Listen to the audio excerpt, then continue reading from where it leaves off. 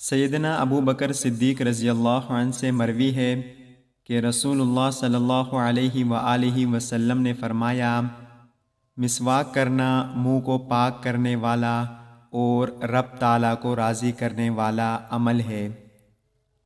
سیدنا ابو سعید خدری رضی اللہ عنہ سے مروی ہے کہ رسول اللہ صلی اللہ علیہ وآلہ وسلم نے فرمایا، میں تم میں دو بیش قیمت چیزیں چھوڑ کر جا رہا ہوں، ان میں سے ایک دوسری سے بڑی ہے۔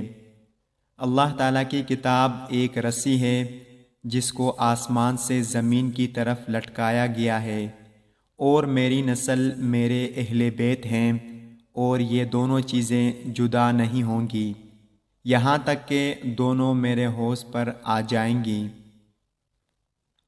سیدنا علی رضی اللہ عنہ سے مروی ہے کہ رسول اللہ صلی اللہ علیہ وآلہ وسلم نے فرمایا، جبرائیل علیہ السلام میرے پاس آئے اور کہا، اے محمد، آپ کی امت آپ کے بعد اختلاف کرنے والی ہے۔ میں نے کہا، اے جبرائیل، اس سے نکلنے کی راہ کیا ہوگی؟ اس نے کہا، اللہ تعالیٰ کی کتاب ہے، اللہ تعالیٰ اس کے ذریعے ہر سرکش کو تباہ کرے گا۔ جس نے اس کو تھام لیا وہ نجات پا گیا، جس نے اس کو چھوڑ دیا وہ ہلاک ہو گیا۔ یہ بات 2 دفعہ کہی۔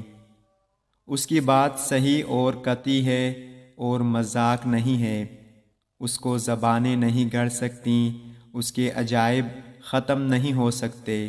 اس میں تمہارے اندر کے نزاعات کا فیصلہ ہے، اور جو کچھ تمہارے بعد ہونے والا ہے اس میں خبریں ہیں۔